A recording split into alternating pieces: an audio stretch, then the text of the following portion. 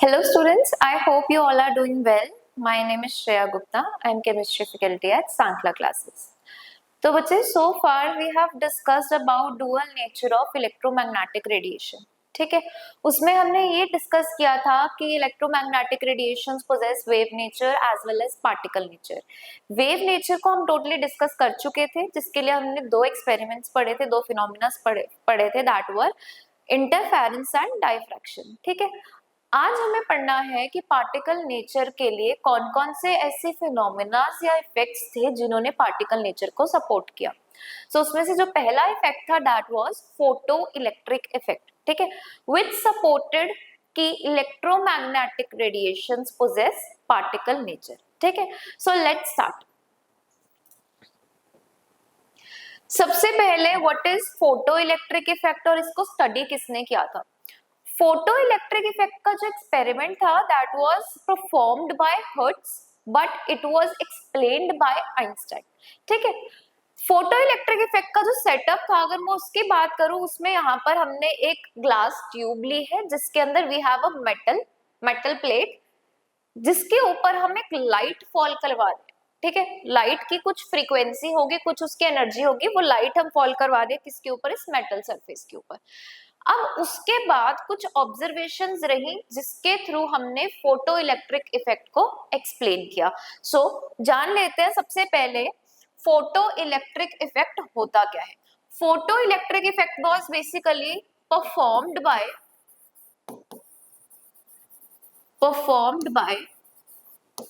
Hertz and explained by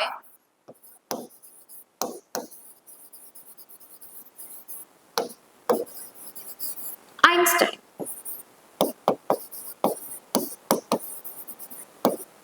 ठीक है, क्या पढ़ रहे हैं हम इसके अंदर कि जैसे ही कोई लाइट मेटल सरफेस के ऊपर फॉल हो रही है, ये ऑब्जर्व किया गया कि अगर हम कोई पर्टिकुलर फ्रीक्वेंसी ऑफ लाइट को मेटल के ऊपर फॉल करवा रहे हैं, इस मेटल सरफेस में से इलेक्ट्रॉन्स का इजेक्शन हो रहा है, which was detected by a detector having positive charge.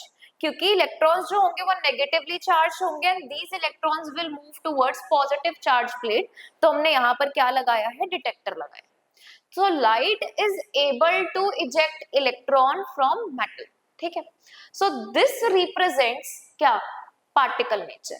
इसी को और एक्सप्लेन करेंगे कि किस तरीके की लाइट होनी चाहिए, कितने इलेक्ट्रॉन्स वो इजेक्ट करवाएगी, क्या हर तरीके की लाइट ये काम कर सकती है, यही हम आज के लेक्चर में एक्सप्लेन करने वाले हैं. ठीक है, सबसे पहले लिख लेते हैं कि what is photoelectric effect.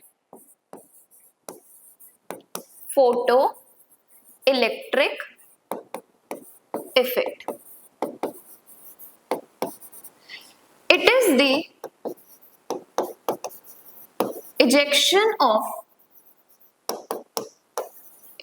मतलब रिमूव होना, निकलना, ejection of electrons from metal surface when light of particular frequency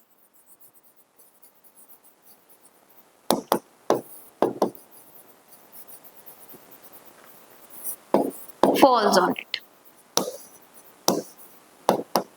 ठीक है, जब एक पर्टिकुलर फ्रीक्वेंसी की लाइट आपके मेटल सरफेस के ऊपर फॉल करेगी, तो जब इलेक्ट्रॉन्स का इजेक्शन होगा उसे हम क्या कहेंगे, फोटो इलेक्ट्रिक इफेक्ट. ठीक है, और जो इस फिनोमिना से निकलने वाले आपके इलेक्ट्रॉन्स होंगे उनको बोला क्या जाएगा, photo electrons. So the emitted electrons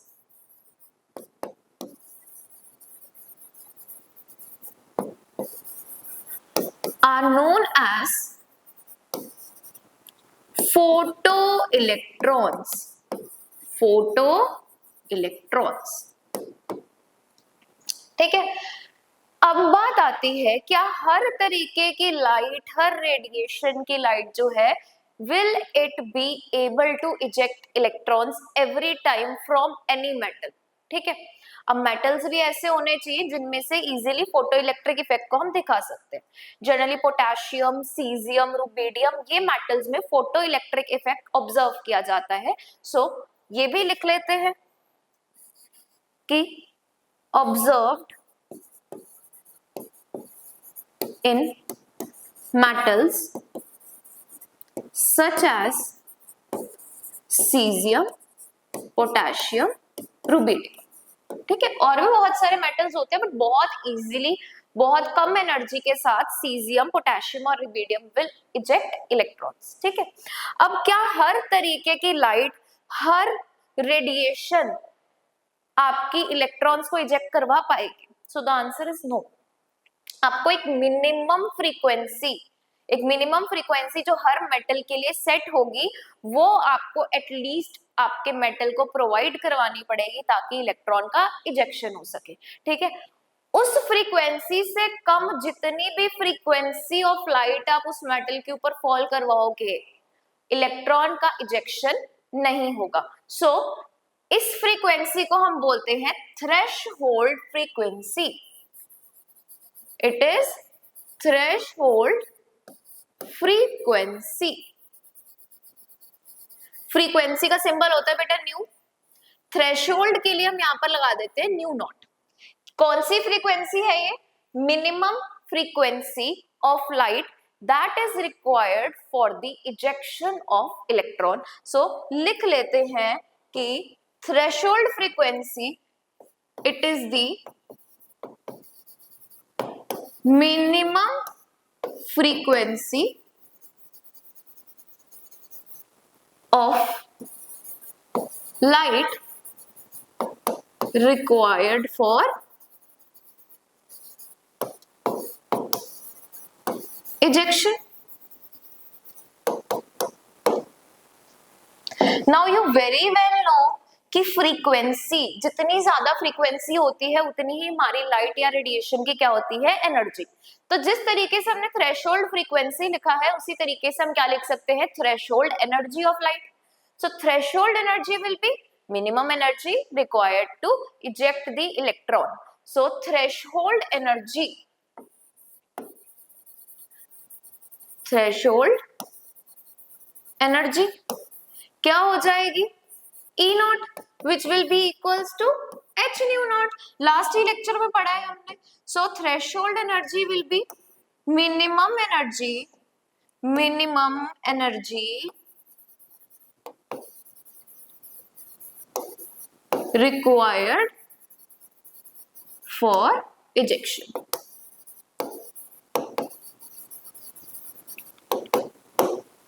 ठीक है, अब जैसे इस डायग्राम में हमने क्या डिपिक्ट किया है, ये आपका एक मेटल का सरफेस है। ठीक है, इसके ऊपर आपने लाइट इंसिडेंट करवाई है H न्यू। एक एटम है, उस एटम के अंदर क्या होगा? इलेक्ट्रॉन होगा। जैसे ही आपने एक लाइट इंसिडेंट करवाई, यहां से इलेक्ट्रॉन जो है वो इजेक्ट हो जाएगा। ठीक है, इजेक्शन के लिए क्या चाहिए हमें? थ्रेशोल्ड एनर्जी चाहिए with threshold frequency. Now what if I provide energy greater than threshold energy? अगर मैं थ्रेशोल्ड एनर्जी से ज्यादा एनर्जी प्रोवाइड करती हूं तब क्या होगा? तो इजेक्शन ऑफ इलेक्ट्रॉन तो तब भी होगा, बट जो एक्स्ट्रा अमाउंट आप उसको प्रोवाइड करेंगे उससे आपका इलेक्ट्रॉन विद काइनेटिक एनर्जी क्या करेगा? मूव करेगा। तो क्या होगा अगर हम ज्यादा एनर्जी प्रोवाइड करेंगे? जो मिनिमम अमाउंट ऑफ एनर्जी उसको चाहिए है इजेक्शन के लिए, उससे वो इजेक्ट हो जाएगा। जितना एक्स्ट्रा अमाउंट आप उसको प्रोवाइड करेंगे उससे क्या होगा? हमारा इलेक्ट्रॉन काइनेटिक एनर्जी के साथ मूव करना शुरू कर देगा। सो दैट मीन्स अगर मैं जो मैंने फ्रीक्वेंसी ऑफ लाइट फॉल करवाई है वो मैं कम लेती हूं देन थ्रेशोल्ड फ्रीक्वेंसी, तब क्या होगा? थ्रेशोल्ड फ्रीक्वेंसी तो मिनिमम फ्रीक्वेंसी है ना जो मेटल को चाहिए ही चाहिए। अगर कम फ्रीक्वेंसी ऑफ लाइट को फॉल करवाएंगे तो इजेक्शन नहीं होगा, नो इजेक्शन। अगर मैं फ्रीक्वेंसी जो फॉल करवा रही हूं वो आपकी म्यू नॉट के बराबर है तो सिर्फ और सिर्फ इजेक्शन होगा। इलेक्ट्रॉन निकलेगा, निकल के बैठ जाएगा। But if I provide the frequency greater than threshold frequency, तो आपके इलेक्ट्रॉन का इजेक्शन भी होगा प्लस वो काइनेटिक एनर्जी के साथ मूव भी करेगा। ठीक है, ये जो थ्रेशोल्ड एनर्जी है बेटा, इसको हम और किस किस टर्म से जानते हैं? It is also known as work function. Work function जैसे आपको यहाँ पर दिखाया गया, वर्क फंक्शन क्या है आपका? H nu naught. So threshold frequency, threshold energy is also known as work function. ठीक है, क्या बोला मैंने कि अगर मैंने एनर्जी ज्यादा दी है थ्रेशोल्ड एनर्जी से, तो कुछ अमाउंट जो है वो आपकी इजेक्शन में काम आएगी, जो एक्स्ट्रा अमाउंट होगा उससे हमारा इलेक्ट्रॉन क्या करेगा? मूव करेगा। यानी कि जो टोटल एनर्जी है वो आपकी किस किस के बराबर होनी चाहिए? Threshold energy plus kinetic energy. ठीक है, अगर मैं इसको और आगे इसको एक्सपैंड करके लिखूं, h nu will be equals to h nu naught plus kinetic energy के लिए हाफ एम वी स्क्वायर। तो ये आपका क्या बन जाएगा? आपके पास एक फॉर्मूला आ जाएगा। ठीक है, क्या हो रहा है? मेटल के सरफेस से इजेक्शन हो रहा है, कितनी एनर्जी उसको चाहिए? थ्रेशोल्ड एनर्जी चाहिए, एक्स्ट्रा एनर्जी देंगे तो वो काइनेटिक एनर्जी के साथ मूव करेगा। अब बात आती है, क्या हर बार आपका इलेक्ट्रॉन कितने अमाउंट ऑफ एनर्जी से निकलेगा? ठीक है, वो आपकी थ्रेशोल्ड एनर्जी पे डिपेंड करेगा। नेक्स्ट बात आती है, क्या हमेशा एक ही इलेक्ट्रॉन निकलेगा? ठीक है, लाइट की हमने लास्ट लेक्चर में बात करी थी प्लैंक्स क्वांटम थ्योरी के अकॉर्डिंगली कि लाइट कंसिस्ट्स ऑफ फोटॉन्स। ठीक है, इन केस ऑफ रेडिएशन हम उसको क्या बोलते हैं? क्वांटा। अब कितने इलेक्ट्रॉन्स इजेक्ट होंगे ये किस पर डिपेंड कर रहा है? अभी तक हमने क्या स्टडी किया कि इलेक्ट्रॉन इजेक्ट होगा या नहीं इजेक्ट होगा, वो किस पर डिपेंड कर रहा है? फ्रीक्वेंसी पे। फ्रीक्वेंसी यानी कि एनर्जी पे। कितने इलेक्ट्रॉन्स इजेक्ट होंगे वो किस पर डिपेंड करेगा? वो डिपेंड करेगा कि जो लाइट आप फॉल करवा रहे हो उसके कितने फोटॉन्स आप फॉल करवा रहे हो।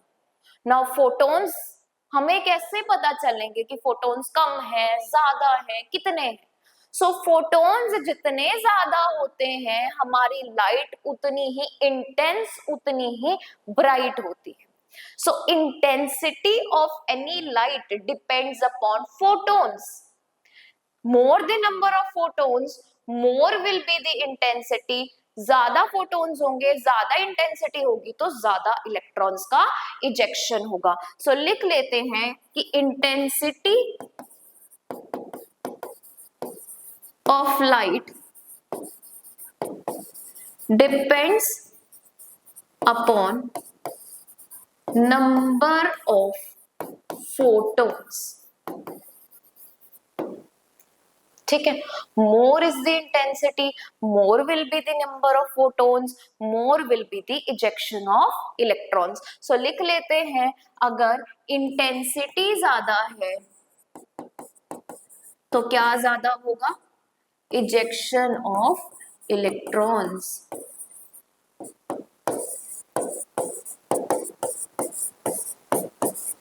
ठीक है, यानी कि इलेक्ट्रॉन निकलेगा या नहीं निकलेगा ये किस पे डिपेंड कर रहा है? एनर्जी पे, कि उस लाइट की एनर्जी कितनी है। कितने इलेक्ट्रॉन्स निकलेंगे नहीं निकलेंगे वो किस पे डिपेंड कर रहा है? कि जो एनर्जी आपने दी है, जो लाइट आपने फॉल करवाई है वो कितनी इंटेंस है, यानी कि कितने नंबर ऑफ फोटॉन्स है उसके अंदर। ठीक है, थोड़ा सा कंफ्यूजिंग लग रहा है, चलो इसको सिंप्लीफाई करते हैं एक बहुत इजी एग्जांपल से, इसको रिलेट करना हमारे कंसेप्ट के साथ। लेट्स से 3 बच्चे थे, ठीक है,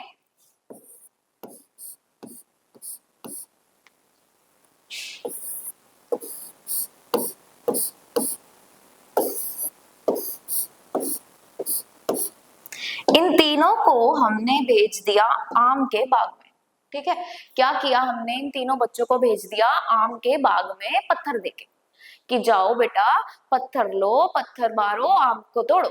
ठीक है, अब ये जो हमारा छोटा सा एक बच्चा था, इसकी एनर्जी बहुत कम थी। ठीक है, मैंने इसके हाथ में पत्थर दिया, इस बेचारे ने जब पत्थर फेंका वो आम तक पहुंचा ही नहीं। ठीक है, क्यों? इसकी एनर्जी क्या थी? कम थी। इसकी एनर्जी क्या थी? कम थी। कितनी? जितनी उस आम को तोड़ने के लिए चाहिए थी। नेक्स्ट अगर मैं बात करूं, सेकंड वाले को जब मैंने पत्थर दिया तो ठीक है, एनर्जी बीच की थी, ना ज्यादा थी ना बहुत कम थी। ठीक है, खाते पीते घर का बच्चा था। तो जो एनर्जी थी, जितनी आम को तोड़ने के लिए चाहिए उतनी एनर्जी से उसने पत्थर फेंका और क्या हो गया? आम टूट गया। तो एनर्जी कितनी थी? थ्रेशोल्ड एनर्जी के बराबर थी, जितनी उसको आम तोड़ने के लिए चाहिए थी।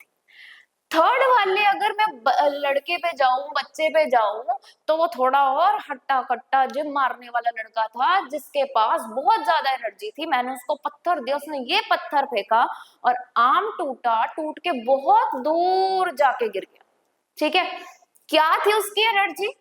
ग्रेटर देन जितनी एनर्जी उस आम को तोड़ने के लिए चाहिए थी।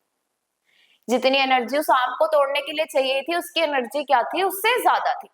ठीक है, अब ये जो आपके हाथ में स्टोन्स है, इनको मान लो कि क्या है? ये हमारे लाइट की एनर्जी है। ठीक है, जितना अगर कम एनर्जी होगी आम नहीं टूटेगा, यानी कि इलेक्ट्रॉन इजेक्ट नहीं होगा। अगर रिक्वायर्ड अमाउंट ऑफ एनर्जी है तो आम टूट जाएगा, यानी कि इलेक्ट्रॉन इजेक्ट हो जाएगा। और अगर ज्यादा ही एनर्जी है तो आम टूटेगा, बेचारा दूर जाके गिर जाएगा, यानी कि इलेक्ट्रॉन इजेक्ट होगा और काइनेटिक एनर्जी के साथ मूव करना शुरू कर देगा। ठीक है, समझ आई इतनी बात? यानी कि energy is directly related to ejection, कि आम टूटा या नहीं टूटा। ठीक है, अब इसके बाद बात कर लेते हैं, अगर मैं बेचारे छोटे से बच्चे को 2 पत्थर पकड़ा के भेज दूं कि जाओ बेटा आम तोड़ के आओ, तो क्या वो 2 पत्थरों के साथ ये काम कर पाएगा? नहीं कर पाएगा। वो एक बार एक फेंकेगा, ना तो वो पहुंच पाएगा, जब वो दूसरी बार फेंकेगा ना तो दूसरा पत्थर पहुंच पाएगा। यानी कि यहां पर अगर मैं बात करूं, अगर मैं फोटॉन्स को बढ़ा दूं, यानी कि इंटेंसिटी को बढ़ा दूं, तो भी नो इजेक्शन ऑफ इलेक्ट्रॉन्स, क्योंकि हर बार जब वो उस पत्थर को फेंक रहा है वो उसी कम एनर्जी के साथ फेंक रहा है। यानी कि फोटॉन्स बढ़ाने से, इंटेंसिटी बढ़ाने से इजेक्शन तब भी नहीं होगा। चलते सेकंड वाले के ऊपर। अब मैंने क्या किया, अगेन उसके पास रिक्वायर्ड अमाउंट ऑफ एनर्जी थी, मैंने उसके हाथ में 2 पत्थर दे दिए। उसने एक बार पत्थर फेंका, आम टूट गया। उसने दूसरी बार पत्थर फेंका, फिर से आम टूट गया उसी एनर्जी के साथ। यानी कि अगर मैं थ्रेशोल्ड एनर्जी वाले को थोड़े ज्यादा अमाउंट ऑफ स्टोन्स पकड़ा दूंगी तो वो ज्यादा नंबर ऑफ मैंगोज को तोड़ पाएगा। यानी कि अगर मैं थ्रेशोल्ड लाइट की फोटॉन्स को बढ़ा दूं, इंटेंसिटी को बढ़ा दूं, तो number of photo electrons ejected क्या हो जाएंगे? ज्यादा हो जाएंगे। ठीक है, सो अगर हम इसके अंदर फोटॉन्स को, जो कि हमारे क्या है? स्टोन्स, अगर हम इसको बढ़ा दें तो नंबर ऑफ इजेक्टेड इलेक्ट्रॉन्स क्या हो जाएंगे? बढ़ जाएंगे। और इजेक्टेड इलेक्ट्रॉन्स कौन है? हमारे मैंगोस। ठीक है, लास्ट वाले केस की बात कर लेते हैं। अगेन अगर मैं उस बहुत हट्टे कट्टे बच्चे को मैं बहुत सारे पत्थर पकड़ा दूं तो वो उसी एनर्जी के साथ हर पत्थर को फेंकेगा और हर बार एक आम टूट जाएगा। यानी कि अगेन फोटॉन्स बढ़ाने से क्या होगा? नंबर ऑफ इलेक्ट्रॉन्स का इजेक्शन जो हो रहा है वो बढ़ जाएगा। अब यहां से हमें क्या बात समझ में आई? इजेक्शन होगा नहीं होगा वो एनर्जी के ऊपर डिपेंड करता है, एनर्जी फ्रीक्वेंसी के ऊपर डिपेंड करती है। नंबर ऑफ इलेक्ट्रॉन्स निकलेंगे या नहीं निकलेंगे वो किसके ऊपर डिपेंड कर रहा है? वो सिर्फ और सिर्फ फोटॉन्स के ऊपर डिपेंड कर रहा है। क्योंकि कम एनर्जी वाले की मैंने इंटेंसिटी बढ़ा के देख ली, फोटॉन्स बढ़ा के देख लिए, फिर भी इलेक्ट्रॉन का इजेक्शन नहीं हुआ। वहीं जिनकी एनर्जी रिक्वायर्ड थी या उससे ज्यादा थी, मैंने उसकी इंटेंसिटी बढ़ाई, यानी कि स्टोन्स बढ़ाए, मोर नंबर ऑफ मैंगोज जो है वो टूटे, यानी कि मोर नंबर ऑफ इलेक्ट्रॉन्स का इजेक्शन हुआ। आई होप आपको ये दोनों चीजें क्लियर है कि इलेक्ट्रॉन का ejection depends upon frequency, whereas number of photo electrons ejected depends upon intensity। ठीक है, आई होप ये दोनों चीजें सबको क्लियर है। तो यहीं से मूव करते हैं तीनों ग्राफ्स की तरफ, जिसमें से फर्स्ट ग्राफ आपको क्या बता रहा है कि नंबर ऑफ इलेक्ट्रॉन्स इजेक्टेड का फ्रीक्वेंसी के साथ रिलेशन बताइए। नंबर ऑफ इलेक्ट्रॉन इजेक्टेड का फ्रीक्वेंसी, फ्रीक्वेंसी यानी कि एनर्जी। अब एनर्जी ज्यादा होगी, एनर्जी ज्यादा होगी तो क्या इलेक्ट्रॉन ज्यादा निकलेंगे। अब थर्ड वाला केस याद करो, जो थर्ड बच्चे की मैं बात कर रही थी, उसकी एनर्जी ज्यादा थी, तो क्या वो आम ज्यादा तोड़ पाया था? नहीं, वो सिर्फ आम को तोड़ पाया और आम जो है वो दूर जाके गिर गया, यानी कि इंटेंसिटी और आपकी नंबर ऑफ इलेक्ट्रॉन्स इजेक्टेड और फ्रीक्वेंसी का आपस में कोई रिलेशन नहीं है।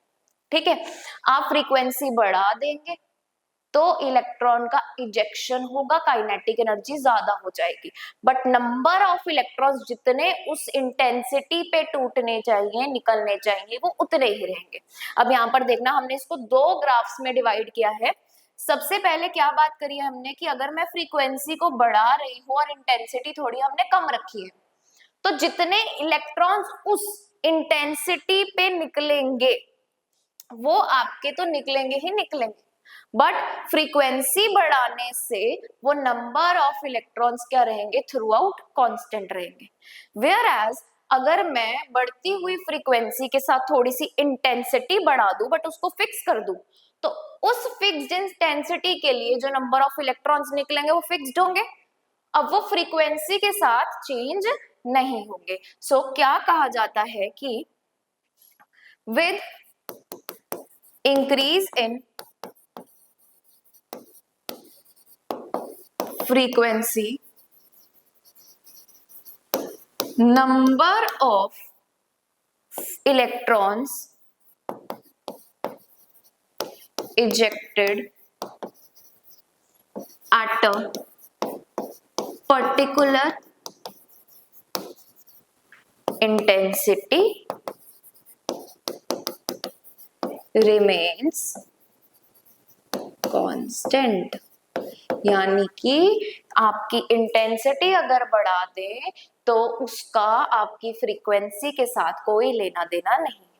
ठीक है, नेक्स्ट ग्राफ पे चलते हैं। अब बात कर रहे हैं काइनेटिक एनर्जी की और इंटेंसिटी की। अगेन उस एग्जांपल पे जाएं। इंटेंसिटी यानी कि मोर number of photons, more number of photons यानी कि मोर नंबर ऑफ स्टोन्स। ज्यादा पत्थर दोगे तो ज्यादा आम टूटेंगे, बट उन आमों की एनर्जी पे कोई इफेक्ट नहीं होगा।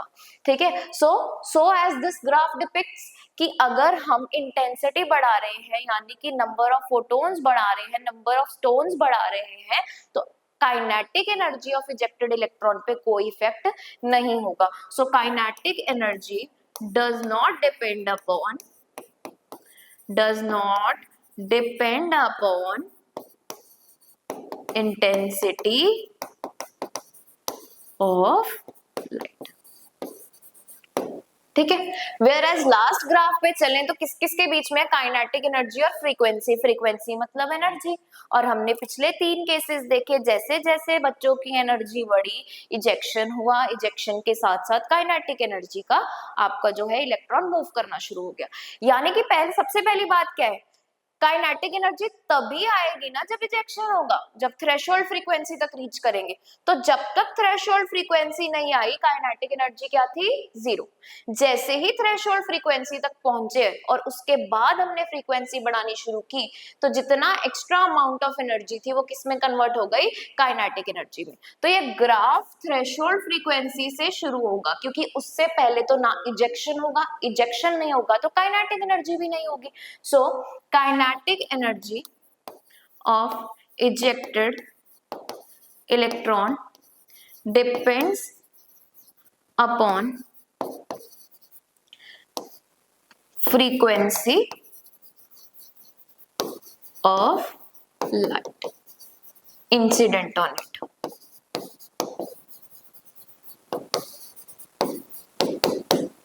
आई होप सबको ये 3 ग्राफ्स क्लियर है। तो 2 चीजें जो हमें ध्यान पे रखनी है, intensity, number of photoelectrons are related to each other, frequency and kinetic energy are related to each other. ठीक है, तो इसी के साथ ये टॉपिक जो है इसकी थ्योरेटिकल पोर्शन इतना था। अब इसका एप्लीकेशन बेस्ड सिग्निफिकेंस जो है वो बहुत ज्यादा है। नीट और जेईई में इसके बहुत क्वेश्चंस पूछे जाते हैं। ठीक है, सो लेट्स डिस्कस क्या है इसके अंदर, किस टाइप के क्वेश्चंस जो है हमें पूछे जाते हैं। तो सबसे पहला क्वेश्चन है, light of frequency 1.5 into 10 raised to power 15 hertz falls on a metal surface. The work function is 2 electron volts. Calculate the kinetic energy of emitted electrons. तो हमने एक लाइट जिसकी फ्रीक्वेंसी इतनी थी उसको फॉल करवाया एक मेटल सरफेस के ऊपर, यानी कि ये हमारी इंसिडेंट लाइट की फ्रीक्वेंसी है। अब उस मेटल का वर्क फंक्शन कितना था, 2 इलेक्ट्रॉन वोल्ट। वर्क फंक्शन यानी कि थ्रेशोल्ड एनर्जी, थ्रेशोल्ड एनर्जी यानी कि मिनिमम एनर्जी जो उसको चाहिए। तो पहले हम इसको ब्रेक डाउन कर लेते हैं। वर्क फंक्शन यानी कि W नॉट, W नॉट यानी कि E नॉट, E नॉट यानी कि 2eV। Now EV electron volt, electron volt को जूल में कन्वर्ट करने के लिए क्या हो जाएगा, 1.6 into 10 raise to power minus 19 joules. ठीक है, तो यहां से आपके पास क्या आ जाएगा, 2 into 1.6 into 10 raise to power minus 19 joules. तो ये क्या आ गया, जितनी एनर्जी आपको चाहिए। अब आपने कितनी फॉल करवाई है, that will be E। E is equals to h nu, यानी कि 6.626 into 10 raise to power minus 34, last class में ही हमने पढ़ा है, into 5 into 10 raise to power 15 joules. ठीक है, अब यहीं पर फॉर्मूला अप्लाई करते हैं, E is equals to E naught plus kinetic energy. तो यहां से काइनेटिक एनर्जी क्या आ जाएगी, E माइनस E नॉट। ठीक है, क्या हो जाएगा हमारा फाइनल आंसर, या आप इसको कैलकुलेट कर सकते हैं। मैं इस सवाल को यहीं छोड़ रही हूँ, मेक श्योर आप इसको कंप्लीट कर लें।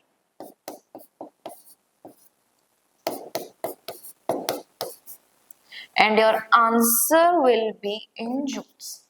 ठीक है, क्या किया हमने, टोटल एनर्जी में से थ्रेशोल्ड को माइनस किया, तो जो एक्स्ट्रा अमाउंट ऑफ एनर्जी आएगी वो किस में कन्वर्ट हो जाएगी, काइनेटिक एनर्जी में। ठीक है, आई होप ये क्वेश्चन आपको क्लियर है, very very easy question.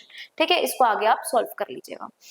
Next question की तरफ चलते हैं। So let's see, photoelectrons are removed with kinetic energy this when photons of light with energy this falls on the metal, what is the minimum energy required per mole to remove an electron।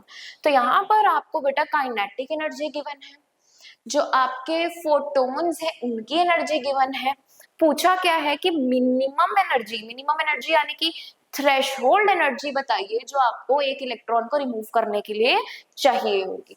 तो यहाँ पर देख लेते हैं क्या क्या given है। Given है काइनेटिक एनर्जी यानी कि 1.864 into 10 raise to power minus 21 joules. ठीक है, और आपको क्या गिवन है यहाँ पर, व्हेन फोटोन्स विद एनर्जी यानी कि जो आपने एनर्जी इंसिडेंट की है वो कितनी है, 4.23 into 10 raise to power minus 19 joules. ठीक है, अब यहां से आपको क्या पूछा गया, मिनिमम एनर्जी रिक्वायर्ड पर मोल। इस चीज का जरूर ध्यान देना बेटा, पर मोल। एक एटम के लिए तो निकाल लेंगे, पर मोल के लिए क्या करेंगे, 6.022 इंटू 10 रेज टू पावर 23 से मल्टीप्लाई। सबसे पहले मिनिमम एनर्जी क्या होगी आपकी, ई नॉट। क्या होता है, E is equals to E naught plus K E. तो ई नॉट क्या हो जाएगा, E माइनस के ई, यानी कि 4.23 into 10 raise to power minus 19 minus 1.864 into 10 raise to power minus 21 joules. जो भी आपका यहाँ से आंसर आएगा, लेट से आंसर आया x जूल्स, तो E नॉट पर मोल निकालने के लिए आप इस आंसर को किससे मल्टीप्लाई करेंगे, 6.022 इंटू 10 रेज टू पावर 23 से। और ये आंसर आपका किस में आ जाएगा, जूल पर मोल, यानी कि 1 मोल के लिए कितनी एनर्जी आपको मिनिमम रिक्वायर्ड होगी। आई होप ये दोनों न्यूमेरिकल्स आपको क्लियर है, ठीक है। तो फोटो इलेक्ट्रिक इफेक्ट में बेटा हमने क्या पढ़ा कि जब आपकी लाइट आपके मेटल के सरफेस के ऊपर फॉल करती है, इलेक्ट्रॉन का इजेक्शन होता है, ठीक है। अब यहाँ पर पार्टिकल नेचर कैसे आता है, इंटेंसिटी पढ़ी, इंटेंसिटी बढ़ाएंगे नंबर ऑफ फोटॉन्स बढ़ेंगे, नंबर ऑफ फोटॉन्स क्या बताते हैं, पार्टिकल नेचर, फोटॉन ज्यादा होंगे तो ज्यादा नंबर ऑफ इलेक्ट्रॉन्स का इजेक्शन होगा। तो ये सब किससे रिलेटेड है, ये सब पार्टिकल नेचर से रिलेटेड है, ठीक है। सो फोटो इलेक्ट्रिक इफेक्ट एक ऐसा फिनोमिना है जो पार्टिकल नेचर को सपोर्ट करता है, ठीक है। तो पार्टिकल नेचर को सपोर्ट करने के लिए बेटा एक और फिनोमिना होता है जिसको बोलते हैं हम ब्लैक बॉडी रेडिएशन, ठीक है। तो इस टॉपिक को हम नेक्स्ट वीडियो में कवर करने वाले हैं। टिल देन आप इस टॉपिक को अच्छे से पढ़िएगा। Thank you so much for watching.